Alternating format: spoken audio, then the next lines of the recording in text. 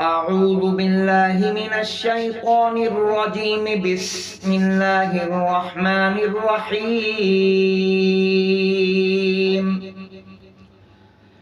إذا وقعت الواقعة ليس لوقعتها كاذبة خافضة رافعة إذا رجت الأرض رجا وبست الجبال بسا فكانت هباء منبثا وكنتم أزواجا ثلاثة فأصحاب الميمنة ما أصحاب الميمنة وأصحاب المشأمة ما أصحاب المشأمة والسابقون السابقون أولئك المقربون في جنات النعيم ثلة من الأولين وقليل من الآخرين على سرر موضونة متكئين عليها متقابلين يطوف عليهم ولدان مخلدون بأكواب وأباريق وكأس من معين لا يصدعون عنها ولا ينزفون وفاكهة مما يتخيرون ولحم طير مما يشتهون وحور عين كأمثال اللؤلؤ المكنون جزاء بما كانوا يعملون لا يسمعون فيها لغوا ولا تأثيما إلا قيلا سلاما سلاما وأصحاب اليمين ما أصحاب اليمين في سدر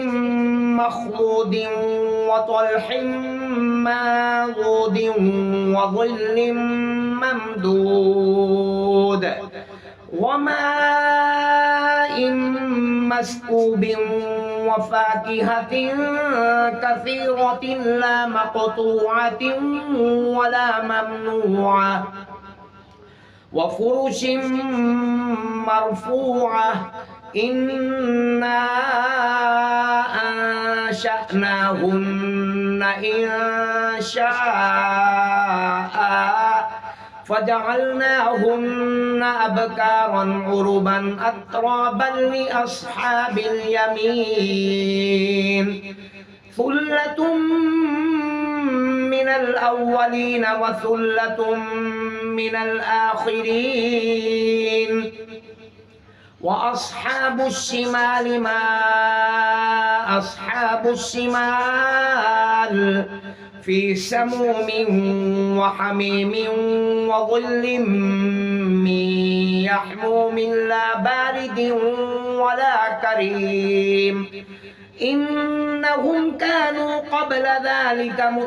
مترفين وكانوا يصرون على الحنث العظيم وكانوا يقولون أإذا متنا وكنا ترابا وعظاما أإنا لمبعوثون أو آباؤنا الأولون قل إن الأولين والآخرين لمجموعون إلى ميقات يوم معلوم ثم إنكم أيها الضالون المكذبون لآكلون من شجر من زقوم فمالئون منها البطون فشاربون عليه من الحميم فشاربون شرب الهيم هذا نزلهم يوم الدين نحن خلقناكم فلولا تصدقون أفرأيتم ما تمنون أأنتم تخلقونه أم نحن الخالقون نحن قدرنا بينكم الموت وما نحن بمسبوقين على أن نبدل أمثالكم وننشئكم فيما لا تعلمون ولقد علمتم النشأة الأولى فلولا تذكرون أفرأيتم ما تحرثون أأنتم تزرعونه أم نحن الزارعون لو نشاء لجعلناه حطاما فظلتم تفكهون إنا لمغرمون بل نحن محرومون أفرأيتم الماء الذي تشربون أأنتم أنزلتموه من المزن أم نحن المنزلون لو نشاء جعلناه أجاجا فلولا تشكرون أفرأيتم النار التي تورون أأنتم أنشأتم شجرتها أم نحن المنشئون نحن جعلناها تذكرة ومتاعا للمقوين فسبح باسم ربك العظيم فلا أقسم بمواقع النجوم وإنه لقسم لو تعلمون عظيم إنه لقرآن كريم في كتاب مكنون لا يمسه إلا المطهرون تنزيل من رب العالمين أفبهذا الحديث أنتم مدهنون وتجعلون رزقكم أنكم تكذبون فلولا إذا بلغت الحلقوم وأنتم حينئذ تنظرون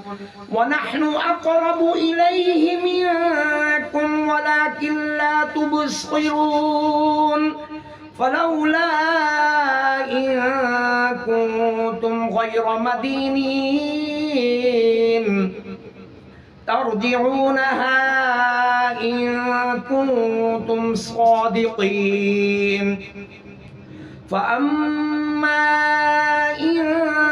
كان من المقربين فروح وريحان وجنة نعيم وأما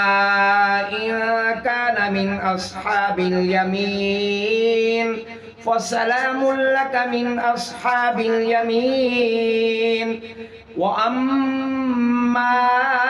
إن كان من المكذبين الضالين فنزل